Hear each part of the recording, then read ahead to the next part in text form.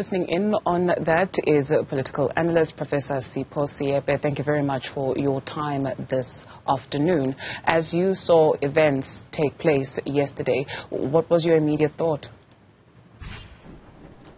The first thing that one must consider when you have such events is that they're celebratory, and there are two issues that are important.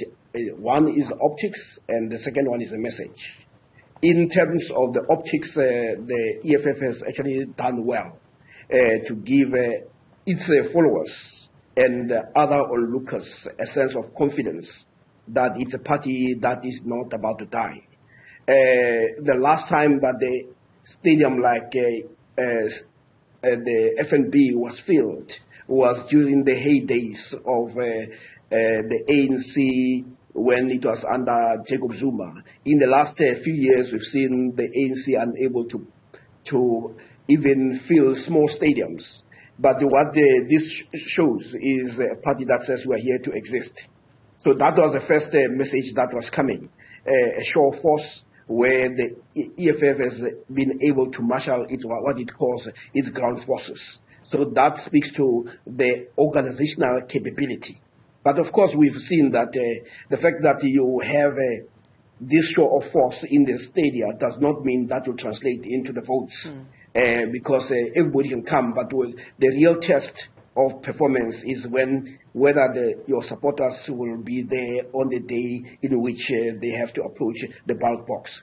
So that is one thing that we must pack aside. But in terms of a show of force, they did an excellent work. The second thing is the messaging.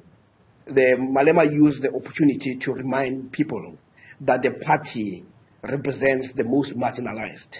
And they used the occasion by reminding people of the Marikana massacre, something that we have not come to terms with in this country. I mean, we've seen our president visiting the graves of soldiers who were killed in the Ukraine and Russia conflict, but he still has to go to Marikana to atone for whatever sins may have been committed by the ANC government. And Malema used the occasion to remind people to say President Ramaphosa is directly implicated to the deaths of those workers.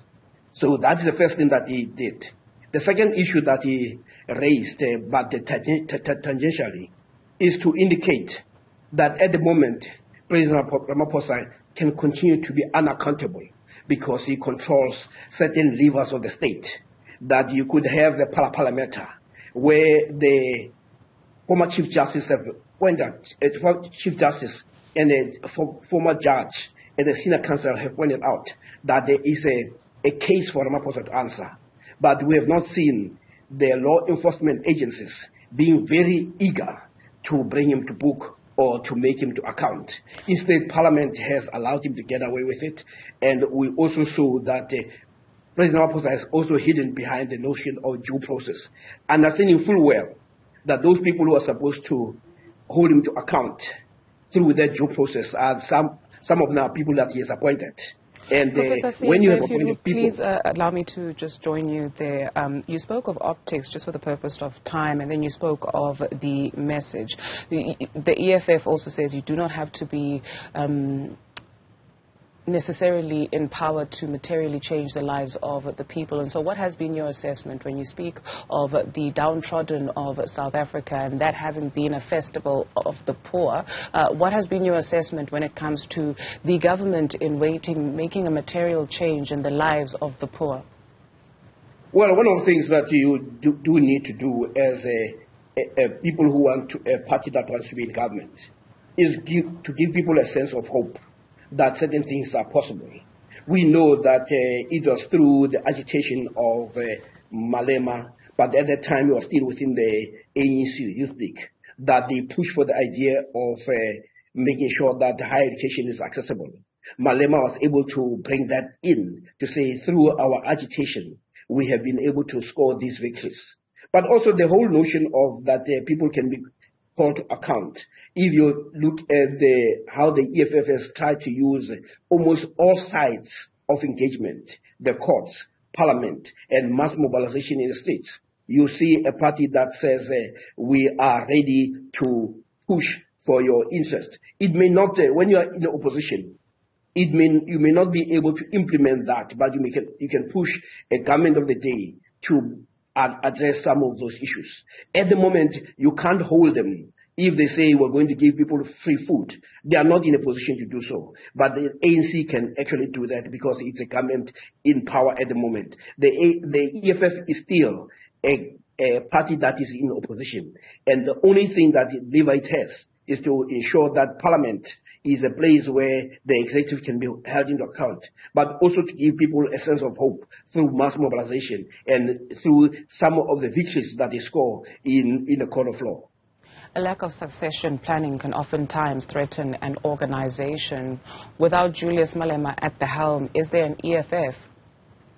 Well, that is one of the things that most people are raising, the same as when you have a charismatic leader like Holomesa. We have seen parties that where the founders remain in power, and if they have to leave, it becomes a concern. We see that also in IFP. The ANC can be credited that at least when it came to that, they've been able to manage that.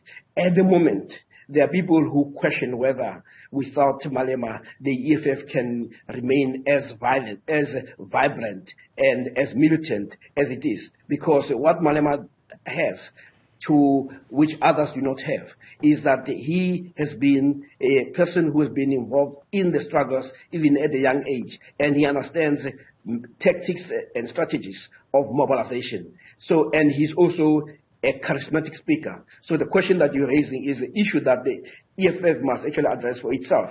But one cannot say that they have not tried to build a solid foundation of people around him. But still, it does not mean that if he moves himself out of the stage or he gets defeated politically, whether the next person can be able to be as charismatic as Malema. Thank you very much to Professor Sipho Seepe for your time this morning.